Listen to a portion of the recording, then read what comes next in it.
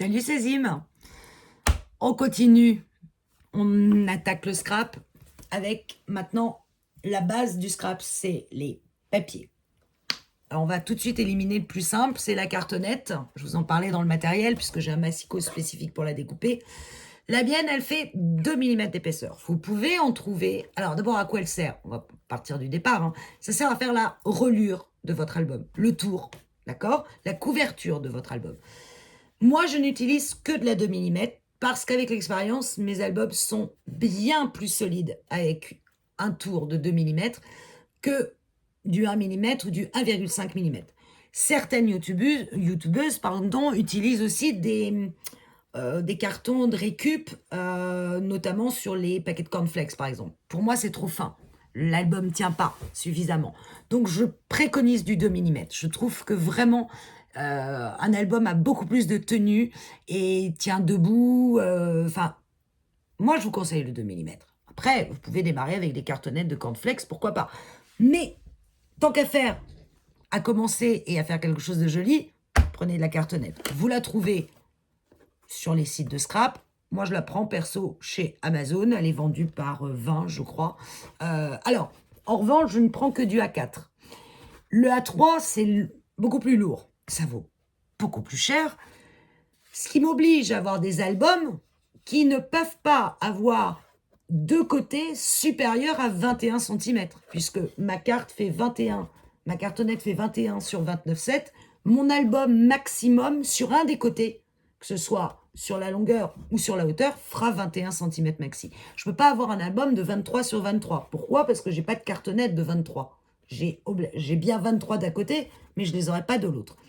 Après, commencer tout de suite par des très gros albums, c'est quand même un petit peu compliqué. Il vaut mieux commencer par des petits albums. Donc, un album carré pour démarrer, c'est plus simple parce qu'il n'y a pas de différence hauteur-largeur, mais maximum 21 pour la cartonnette.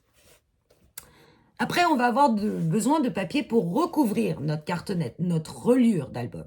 Alors, là encore, plusieurs écoles. Certains disent n'importe quel papier, mais pas moins de 200 grammes. Le grammage du papier, pas moins de 200 grammes, le papier qui va venir recouvrir la cartonnette. C'est vrai, c'est un papier, le 200-210 grammes, c'est vraiment un papier qui se travaille facilement, qui se plie. Moi, j'ai remarqué que sur certains papiers de 200-210 grammes, pour recouvrir ma cartonnette, c'était pas nécessaire. Moi, je me sers quand il s'agit juste de recouvrir la cartonnette, puisque je vais mettre après des décos dessus et d'autres papiers en plus dessus. Moi, je recouvre avec du 160 grammes et ça marche très bien. Bon, c'est un choix. Sachez que le papier pour recouvrir la cartonnette, soit vous restez sur le papier que vous avez depuis le départ et que vous allez garder tout le temps, c'est le 210 grammes. C'est vraiment le papier de base. Soit vous pouvez passer en 160 grammes. Ils le font par exemple chez Clairefontaine, dans toutes les couleurs. Et pour recouvrir la cartonnette, je dis bien, c'est suffisant. Après, vous allez voir qu'en papier, en scrap, on parle de deux papiers différents. On va vous parler de cardstock, souvent, et du papier design. Ce sont deux papiers différents. Le cardstock, en général, c'est le papier uni qui va vous servir à faire vos bases de pages qui vont venir dans l'album. Pour faire les bases de pages, le 210 grammes est un minimum. Il faut que vos pages soient solides. 160 grammes, ça n'ira pas pour faire vos pages. Vos pages vont se balader, vont tourner, ça va pas le faire. Donc le cardstock, c'est le papier uni. Et là, vous allez trouver sur le marché beaucoup de types de papier. Moi, perso, je vais chez... Moi, perso, c'est un pléonasme, non. Je vais chez Bureau Vallée et je prends celui-là, le Basic Paper. Il en existe je sais pas, il y a plein de couleurs différentes. C'est vendu par paquet de 10 feuilles. Généralement, j'en prends 2 dans la même couleur pour faire un album. Et c'est un papier qui a une phase un peu texturée, je ne sais pas si on va bien le voir, et une phase totalement lisse. Ça coûte pas très cher, il y a plein de couleurs, il est en A4, il fait 215 grammes, moi il me va très bien. Sur les sites, vous pouvez trouver ce qu'on appelle les papiers Basil. C'est souvent le cas. Le Basil, c'est exactement la même chose, sauf que généralement, il est en 30 cm par 30 cm. Moi, je trouve que pour démarrer, on n'est pas très sûr dans quel sens on coupe. On risque de gâcher du papier. L'intérêt du A4, c'est qu'on en gâche beaucoup moins. C'est vrai que le basil est très bien aussi, mais l'intérêt du basil, par contre, c'est qu'il est vendu à la feuille. Donc, on peut faire quelques économies. Mais quand on démarre, on ne sait pas trop dans quel sens on va couper. Moi, je suis moyennement d'accord sur le 30-30 en cardstock. Plus tard, oui. Pas au début. Et puis, vous avez la Rolls du papier, pour moi. Du cardstock, je parle bien du cardstock, donc du papier uni, c'est qui vous sert donc à faire vos bases de pages. Pour moi, c'est le Stampin' Up. Mais voilà, il coûte relativement cher. Par contre, de travailler avec, c'est un vrai bonheur. Vous allez voir qu'il se plie, qu'il ne se déchire pas, que vous pouvez vraiment faire tout ce que vous voulez. Alors moi, je les achète par paquet de 40 pages, comme ça, chez mon revendeur Stampin' Up. Mais si vous n'avez pas de revendeur Stampin' Up chez vous, bah, vous trouverez bien un bureau valet. Et ça, je le paye 12 €. Mais j'ai 40 pages. Après, ça me fait des pages vraiment nickel. C'est un papier qui est très, très agréable à travailler. C'est un peu la Rolls du cardstock pour moi. Certaines ne seront pas d'accord avec moi. Moi, j'assume ce que je dis. Je travaille avec du papier Stampin' Up quand je veux vraiment faire des pages costauds qui tiennent bien. Mais, encore une fois, le Basic Paper Pick-up de Bureau Valet marche très très bien et revient moins cher. Voilà pour ce qui est les cardstock. Donc, je répète, cardstock 210 grammes minimum uni. Et c'est vos bases. Après, on va vous parler de papier design. Alors, le papier design, comme son nom l'indique, c'est le papier qui ne va pas être uni, qui va vous servir parfois à faire des bases de pages, mais souvent, ça va vous servir à décorer vos bases de pages. Et là, en papier design, mon Dieu, il y en a, il y a des marques. Alors, évidemment, il y a les marques très connues. Je vais vous parler de Stamperia, qui fait du papier design absolument exceptionnel.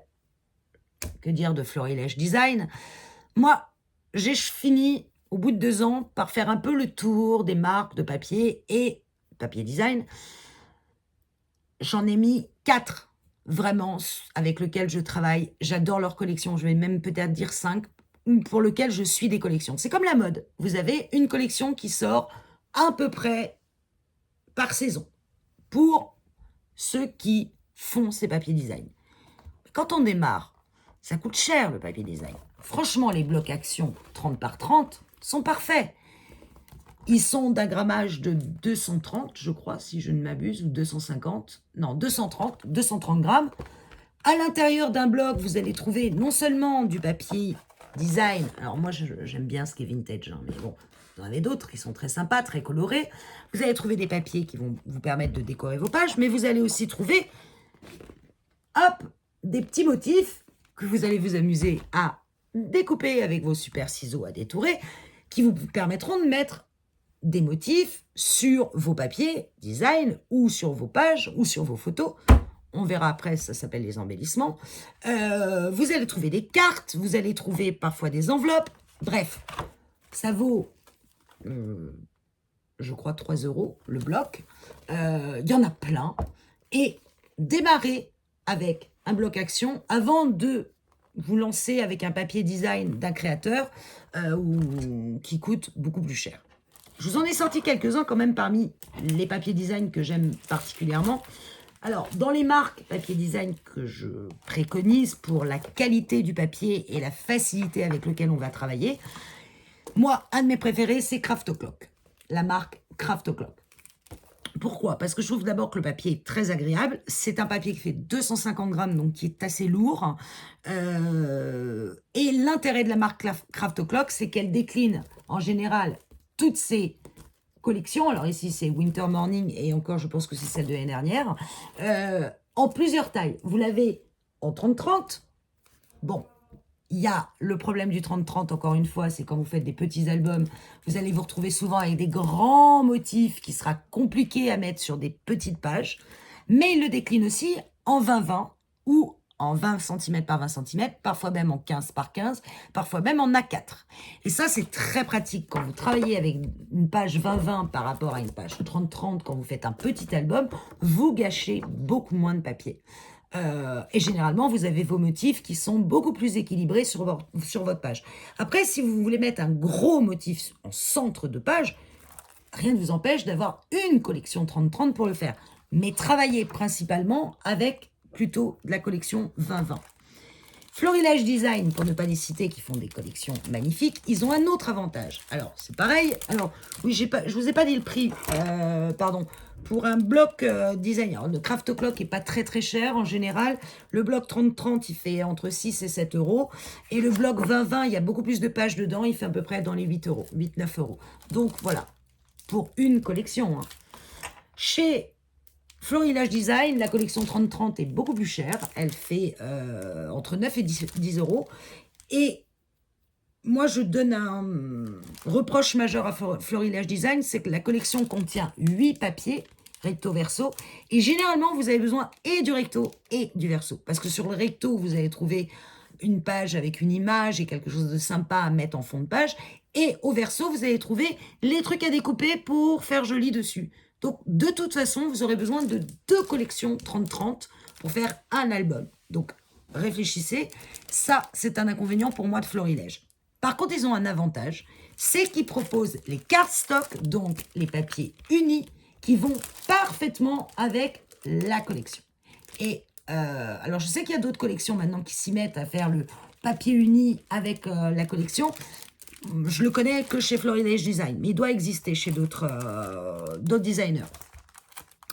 Voilà pour ce qui est du papier design. Donc, pour démarrer, vous avez besoin, je répète, de cartonnettes, du cardstock, c'est-à-dire du papier uni 210 mg minimum, que vous pouvez trouver chez Bureau Vallée, ou un qui marche très bien aussi, dont je ne vous ai pas parlé, chez Action. On parle de cardstock, mais vous avez ces blocs-là. Alors, l'inconvénient, c'est que vous avez que 3 couleurs. Mais en base de page, vous avez le blanc, le craft et le noir. C'est très bien pour démarrer aussi. Ça coûte pas très cher. Ça coûte 1,80 €, je crois. Et vous avez à l'intérieur soit du papier assez fin, soit du papier qui fait 200 grammes. Ça suffit pour les pages. Si vous mettez suffisamment de papier design après dessus, plus vos photos, vos pages seront relativement lourdes. Donc, vous pouvez très bien démarrer en cardstock avec ce bloc-là, si le blanc, le craft et le noir vous conviennent. Après, si vous voulez de la couleur, il faut passer soit chez Bureau Vallée, soit sur Basile. Autre marque, je peux vous citer en cardstock qui est pas mal, mais qui est cher. Ça y est, je m'en souviens plus. Je me souviens plus du nom. Il y a d'autres marques. Florence, je cherchais. Voilà, c'est Florence. Le papier craft, le papier cardstock Florence. Mais ça commence à faire un petit peu cher. Donc, le papier cardstock, on a vu, du Action ou du Bureau Vallée. Le papier design, commence avec des blocs Action. Et puis, quand vous serez bien amusé, à ce moment-là, vous vous ferez plaisir et vous passerez sur des papiers design. Donc, moi, je vous ai cité la marque Craft Clock, la marque Florilège Design, inévitable. Vous avez le Stamperia, bien sûr. Moi, perso, je ne suis pas Stamperia. Et puis, vous avez une marque qui s'appelle Happy Little Fox, qui font des papiers très sympas aussi. Et pour moi, parmi les plus beaux, c'est les Mintet, qui ne sont pas les plus chers d'ailleurs, mais qui, pour moi, ont les plus beaux motifs. Mais ça, c'est une question de goût. Et quand vous irez sur les sites chercher des papiers design et des collections de papiers design, eh ben, vous verrez, vous prendrez ce qui vous plaira. Mais si vous êtes vraiment complètement débutant, avant de dépenser des sous, passez sur du Action. Franchement, il y a des blocs super sympas. Et il y a des tutos qui vont avec les blocs par les youtubeuses, donc tout va bien. Il y a un dernier papier spécifique dont je vais vous parler, parce que moi, j'en suis amoureuse. Et je trouve que pour faire les reliures d'album, la couverture de votre album, c'est d'une simplicité. Pourquoi on n'y a pas pensé avant ? Il y en a une qui y a pensé qui s'appelle Lily Pot Coll. Je vous en ai parlé, Lily Pot Coll, en vous disant que les doubles faces, pour moi, étaient les meilleures. Lily Pot Coll, elle a eu l'idée géniale de faire des papiers un peu imitation faux cuir, ou faux tissu, ou suédine, ou bois, ou imitation bois. Là aussi, vous avez une collection incroyable.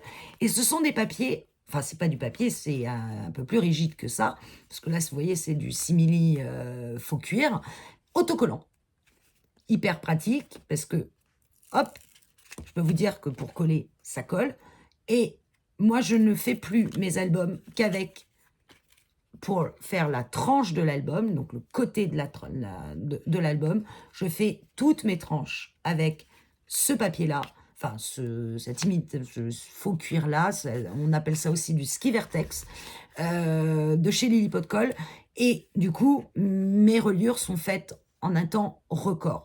Alors que si vous mettez du papier, il va falloir que votre papier soit assez long pour recouvrir toute votre reliure. C'est un peu compliqué. Moi, je vous expliquerai comment je fais mes reliures avec ce papier-là, ce type de papier-là, ce papier autocollant. J'en ai sorti un autre de chez Lily Pot de Colle qui est une imitation, genre tissu granulé. Ils se vendent en 30-30. Je vous cache pas, ça a un coût. Un papier comme ça vaut 4 euros ou 4,50 €. Mais maintenant, Lily Pot de Colle, elle a compris qu'on faisait les reliures avec ces papiers. Donc maintenant, elle fait des papiers à taille de reliure, de tranche de reliure. Et ça coûte beaucoup moins cher. Je vous expliquerai dans un tuto comment moi je pratique avec ce papier-là. Et depuis que j'ai découvert ça, je ne fais plus que ça. Et ça me permet d'avoir des reliures qui ne bougent jamais et dont les tranches ne vont jamais se décoller des côtés de l'album. Voilà, je crois que j'ai fait le tour des papiers. J'espère que cette fois, j'aurai rien oublié. Si vous avez des questions, n'hésitez pas. Mettez-moi un commentaire. Dites-moi si ça vous a été utile. Appuyez sur la cloche, même si le cœur vous en dit. En tout cas, je vous dis à très bientôt. Ciao.